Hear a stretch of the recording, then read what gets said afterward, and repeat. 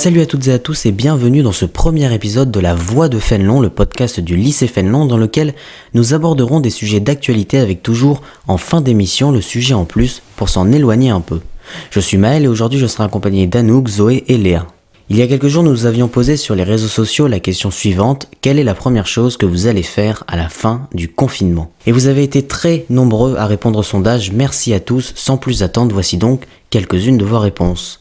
Pour la grande majorité d'entre vous, ce déconfinement sera synonyme de retrouvailles, sortir le plus vite possible pour retrouver vos amis, mais aussi votre famille, en respectant les gestes barrières bien évidemment, surtout pour nos aînés qui sont les plus fragiles. Mais pour d'autres, ce sera l'occasion de reprendre une pratique sportive dans de bonnes conditions, et oui, car golf, basket, foot ou escalade, eh bien ces sports ont été rendus malheureusement impossibles à pratiquer par la fermeture des salles de sport. La fin du confinement, c'est aussi le moment de se refaire une beauté en allant chez le coiffeur ou dans des magasins de tissus pour coudre par exemple, ou aller manger dans un bon fast-food avec ses amis fraîchement retrouvés. Mais pourquoi pas aussi bronzer au soleil lillois sur une terrasse en buvant une bière ou un café à consommer avec votre ami modération, bien évidemment. Certains en profiteront aussi pour aller voir un bon film dans une salle de cinéma climatisée, mais surtout de manière générale, profiter du bon air et de l'espace. Enfin bref, vous avez tous très hâte et nous aussi de pouvoir sortir, et même si hélas la plupart de nos envies ne pourront pas se réaliser dans l'immédiat, car une majorité des lieux de vie resteront fermés le 11 mai, eh bien cela fait toujours du bien de s'imaginer un retour à la normale et à notre train de vie qui désormais est plus que jamais convoité. Je vous remercie de m'avoir écouté, je laisse maintenant la parole à Léa. Bonjour Léa. Salut Maël et salut à tous. Aujourd'hui, pour vous, j'ai essayé de démêler le vrai du faux quant à l'affaire Kim Jong-un et ce qu'on dit à son sujet sur les réseaux sociaux ou alors dans les médias. On va essayer de démêler tout ça. Je vais commencer tout d'abord par vous expliquer qui il est. Kim Jong-un est le dirigeant suprême actuel de la Corée du Nord. Il appartient au Parti du Travail de Corée et est chargé de diriger l'armée populaire du pays. Et il est également le président de la Commission des affaires de l'État. Alors pourquoi on en parle aujourd'hui? Qu'est-ce qui fait vraiment polémique et qu'est-ce qui se passe finalement? Depuis le 11 avril 2020, donc depuis environ 3 semaines, le dirigeant semblait porté disparu. Personne ne l'avait vu, il n'a fait aucune apparition. Pourtant, le 15 avril a lieu chaque année la cérémonie d'anniversaire du grand-père de Kim Jong-un. Donc son grand-père est une figure importante de la Corée du Nord. À la suite de ce constat, les gens ont commencé à s'emballer sur les réseaux sociaux et dans les médias. Vous avez sûrement pu le remarquer. Des théories plus ou moins loufoques sont nées. Vous n'êtes pas sans savoir que la Corée du Nord n'est pas médiatisée. Si des informations sont rapportées à son sujet, nous les détenons généralement par les pays frontaliers. De plus, ces informations sont généralement basées sur des suppositions. Elles sont toujours assez approximatives, les sources sont pas toujours évidentes, les sources ne sont pas toujours très fiables. Les hypothèses ont été les suivantes. Le dirigeant est-il malade? Aurait-il contracté le Covid-19? Pourquoi pas finalement, car le Covid-19 est présent sur les territoires nord-coréens. Alors simplement, est-il mort? On ne le voit plus, on n'a plus de nouvelles, c'est possible.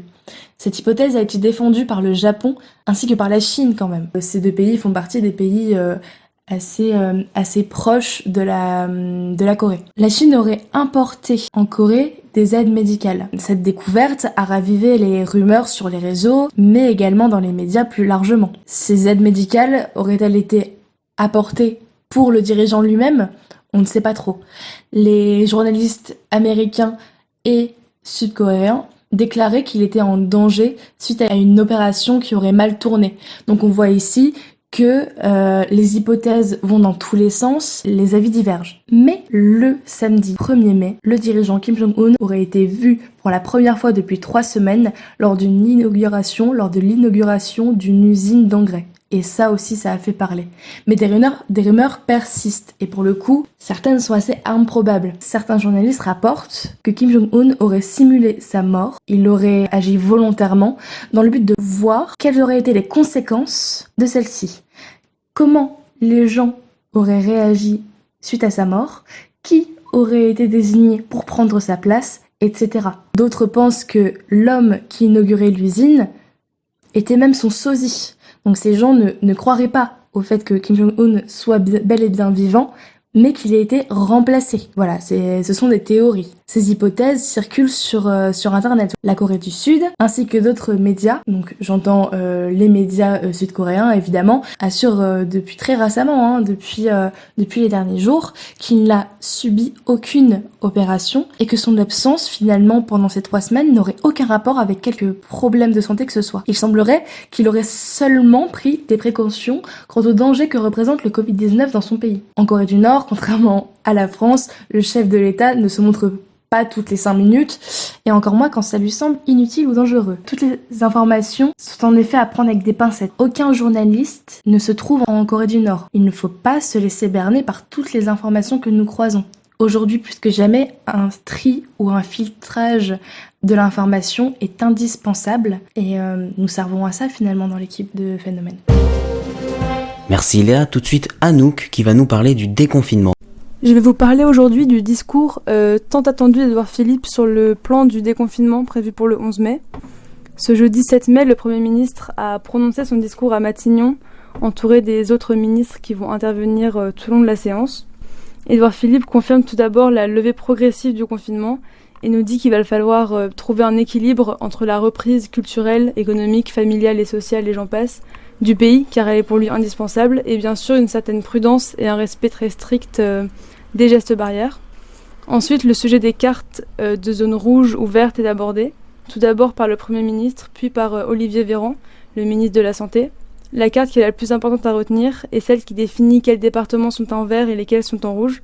Cette carte est bien sûr trouvable sur internet, mais pour faire vite, les zones en rouge sont vers le nord, bien sûr l'Île-de-France, vers l'est et le département de Mayotte, et les autres zones sont en verte. Donc c'est plutôt une bonne nouvelle parce qu'il y a plus de territoires en vert qu'en rouge. Pour les zones vertes, le ministre de l'Éducation a affirmé la réouverture des collèges, des maternelles et des écoles primaires avec une sorte de pré-rentrée pour les profs le 11 mai, et la vraie rentrée donc pour les élèves sera le 12 mai, avec toujours des classes de moins de 15 voire moins de 10 élèves. Et si leur statut reste identique jusqu'au 1er juin, les lycées, restaurants, bars, etc. vont pouvoir réouvrir. Pour les zones rouges, les primaires et les maternelles vont rouvrir, mais en revanche, les collèges resteront fermés. Et pareil pour les parcs. Édouard Philippe s'est attardé sur 2 zones en particulier, qui sont très touchées par le virus, qui sont Mayotte, où il a annoncé un déconfinement retardé, et l'Île-de-France, qui va être déconfinée au même titre que les autres zones classées rouges, mais il a insisté sur le fait que là-bas, la discipline devra vraiment être renforcée. Le ministre de la Santé a ensuite poursuivi en disant que la France sera, le 11 mai, en capacité de tester toute personne développant un symptôme de coronavirus. Donc, à partir du déconfinement, toute personne ayant le Covid ou étant soupçonnée de l'avoir devra s'isoler chez elle et éviter tout contact, même avec les personnes avec qui elle habite. Les cas qui ont été en contact avec une personne présentant un symptôme devront également s'isoler pendant 7 jours chez eux en prenant très régulièrement leur température. Et au bout de 7 jours, ils devront faire un test, puis, quelle que soit la réponse, rester encore confinés pendant 7 jours. Ensuite, nous avons eu le droit à l'intervention de plusieurs autres ministres. La ministre de la Transition écologique et solidaire, Elisabeth Borne, qui a évoqué le sujet des transports, puis le ministre de l'Intérieur, qui nous a affirmé que les frontières de la France vont rester fermées jusqu'à nouvel ordre. Il nous parle aussi des déplacements qui seront possibles librement, sans attestation, dans un périmètre de 100 km à vol d'oiseau de son lieu de résidence. Des déplacements plus longs sont possibles pour un motif familial valable et bien sûr pour un motif professionnel. Évidemment, il nous a rappelé que les événements de plus de 5000 personnes sont interdits, mais bon, ça, on le savait. Pour finir, le ministre de l'économie et des finances et la ministre du travail nous ont dit qu'une activité économique devait vraiment redémarrer en France. Donc voilà, en conclusion, le confinement est fini, mais avec plein de conditions, et je vous conseille vivement de rester à l'affût des infos du moment. Merci Anouk, et nous vous l'avions annoncé en début d'émission, l'actu sera ponctuée d'un petit sujet en plus à la fin des podcasts, histoire de s'en détacher un peu, et aujourd'hui c'est Zoé qui va nous présenter quelque chose.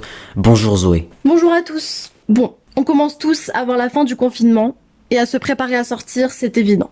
Mais les musées continuent de faire des expositions virtuelles. Ne vous inquiétez pas si vous n'aimez pas ça, ce dont je vais vous parler est un petit peu différent. Aujourd'hui, je me suis intéressée à Frida Kahlo. Si vous ne la connaissez pas pour sa vie hors du commun, vous la connaissez pour ses tableaux tous très colorés. C'est une femme qui a eu la poliomyélite, une maladie paralysante très jeune. Elle a été privée de tout dès le plus jeune âge. En plus de ça, elle a eu un accident de bus à 18 ans qui n'a rien arrangé à son état physique. Tout cela l'a énormément fait souffrir toute sa vie et elle boira beaucoup à la fin de sa vie pour se soulager. Tous ces problèmes ont généré son infertilité et un rapport à son corps très spécial. Ce qui est fou, c'est qu'elle n'a jamais suivi de formation d'art et pourtant aujourd'hui elle est connue mondialement pour sa peinture. Son monosourcil, qui n'est pas pour tous les goûts, présent dans tous ses autoportraits, est sa marque de fabrique et c'est un des nombreux éléments qui font d'elle une grande figure du féminisme. Et oui, en plus d'être une artiste, elle est très engagée politiquement, avec son mari Diego Rivera. Frida Kahlo représente dans ses œuvres toutes ses expériences de vie autant heureuses que malheureuses. Il est vrai que des tableaux comme l'hôpital Henry Ford ou la colonne brisée retracent des moments douloureux pour elle, et qui représentent visuellement la souffrance. Sa maison bleue à Coyoacán au Mexique, où elle a vécu pendant toute sa vie, se visite sur internet, sur le site Recorridos Virtuales. Les liens sont dans la description du podcast. C'est une maison magnifique par son architecture et sa décoration atypique. Je ne vous en dis pas plus et je vous laisse la surprise de découvrir le charme de l'endroit où vivait cette femme, mais je vous promets que ça vaut le détour, et en plus, ça ne dure que 10 minutes. Si vous voulez connaître plus de détails sur Frida, en plus de la visite de sa maison, le site Art & Culture présente des biographies encore plus détaillées et des explications de ses tableaux, mais également des chroniques super intéressantes sur Frida. Merci Zoé. Et ce premier épisode de La Voix de Fénelon touche déjà à sa fin. On espère qu'il vous aura plu. N'hésitez surtout pas à commenter et partager le podcast, à nous suivre sur les réseaux sociaux et surtout à lire nos articles sur phénomène.fr. Prenez soin de vous et de vos proches et je vous dis à très bientôt. Salut!